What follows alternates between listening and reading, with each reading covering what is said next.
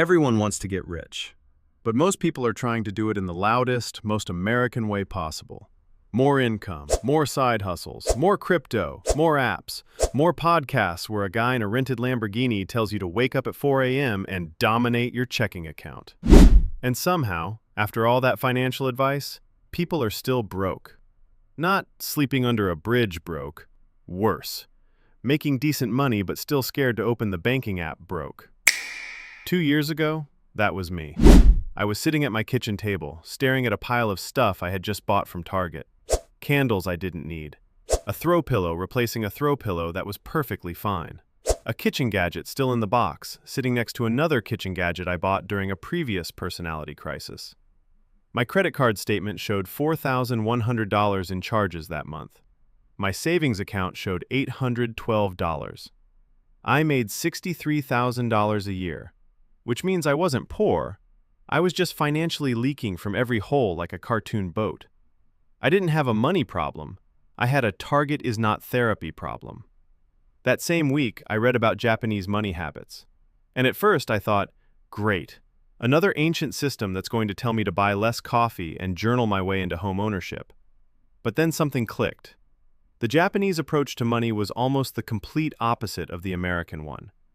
In America, wealth is loud. New car, new house, new watch, new couch, new phone, new personality every tax refund season. If you make money, you're supposed to prove it. Preferably with a German car payment and an Instagram story filmed at a restaurant you can't afford. But in Japan, wealth is quieter. Less showing off, less waste, less chaos, more restraint, more intention, more, I don't need strangers at a red light to know I'm doing okay. And that hit me, because I had spent years trying to look financially fine while being financially cooked. So I tried something different. I didn't get a new job. I didn't start a side hustle. I didn't move into a van and eat beans under a bridge like a minimalist monk. Same job, same salary, same apartment, different operating system. And in 12 months, my savings went from $812 to over $19,000. Not because I became a genius, not because I discovered some secret investment, not because I bought a coin named after a dog wearing sunglasses. I just started using 7 Japanese money habits. Simple habits, almost insultingly simple. I thought these habits would make my life feel smaller. Instead, they made my bank account feel like it finally stopped bleeding. The kind of habits that sound too boring to work, which is exactly why they work.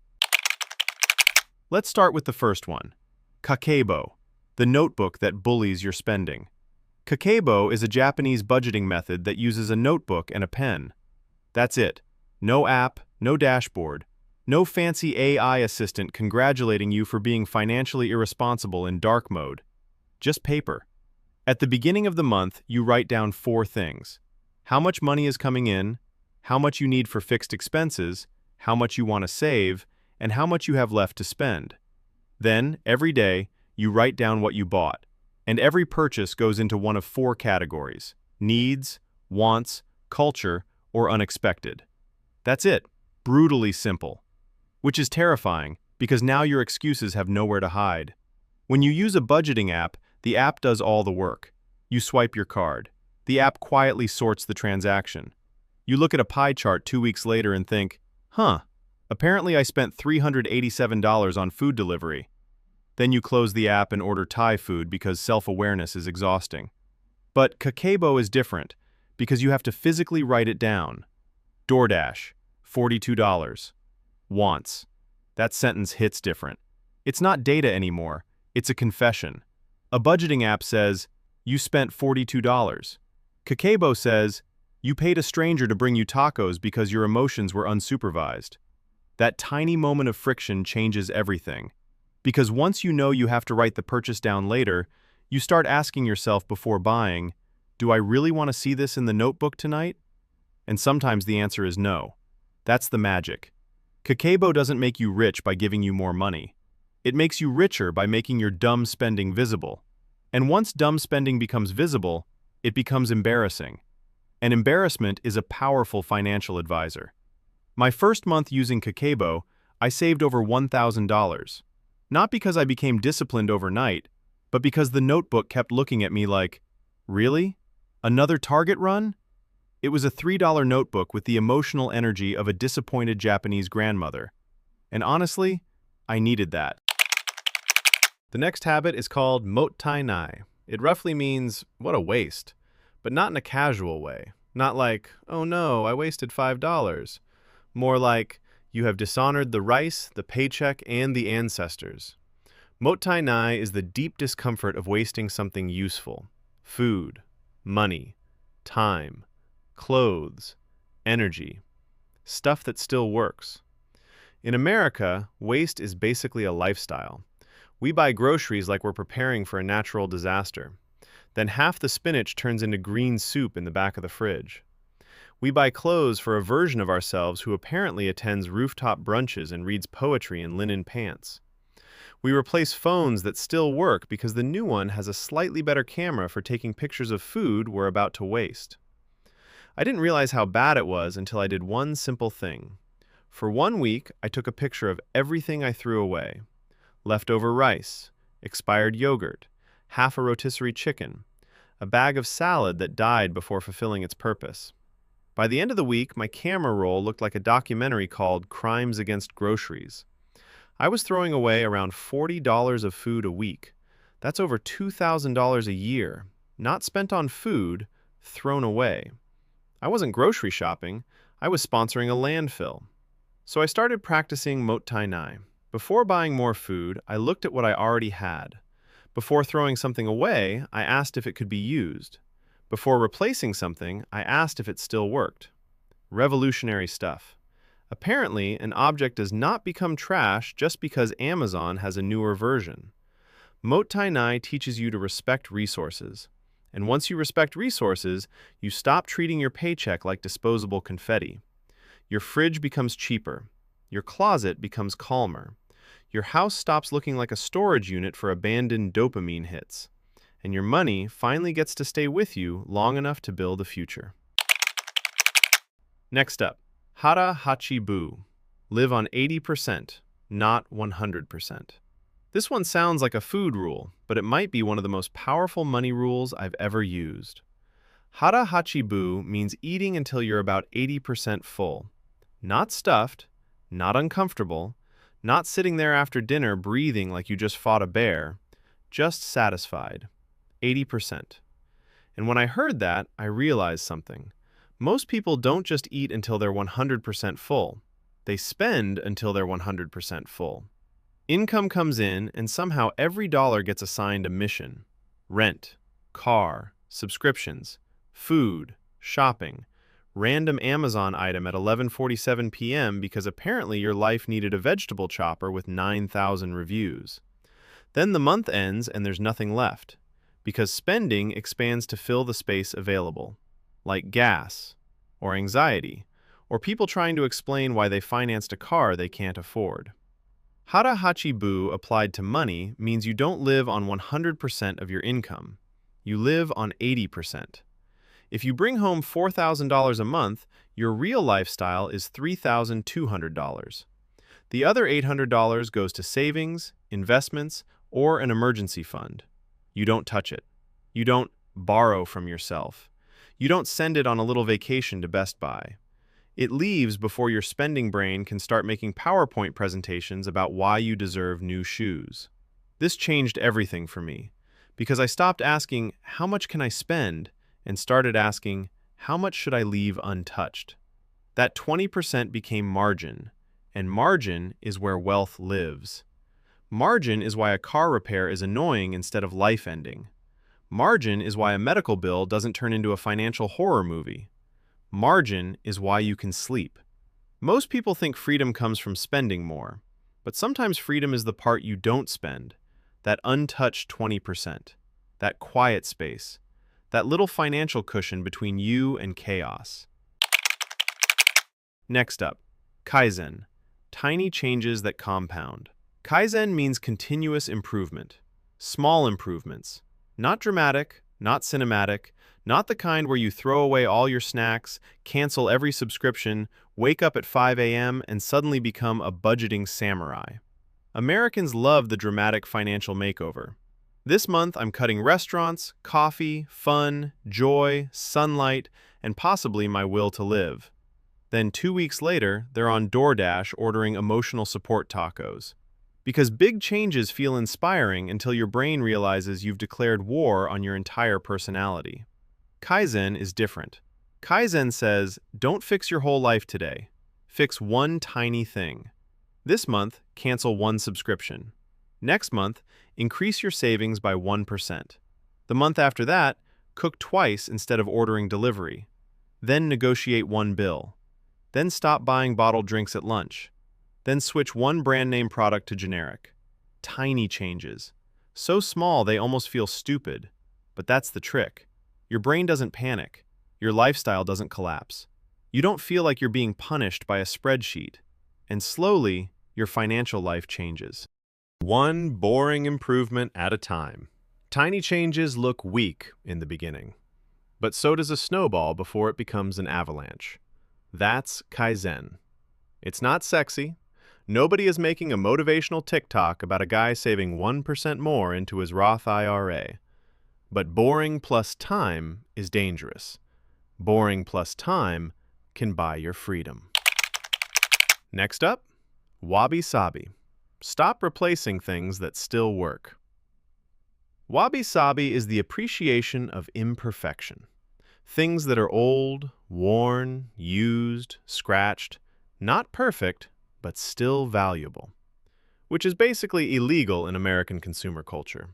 Because here, imperfection means replacement. Tiny scratch on the phone? New phone. Shoe has a scuff? New shoes. Couch looks slightly tired? Time to browse furniture websites like you're furnishing a luxury hotel for emotionally unstable millennials. The entire economy depends on convincing you that things still work, but not well enough for your new identity. That's how they get you. You don't buy a new jacket because you're cold.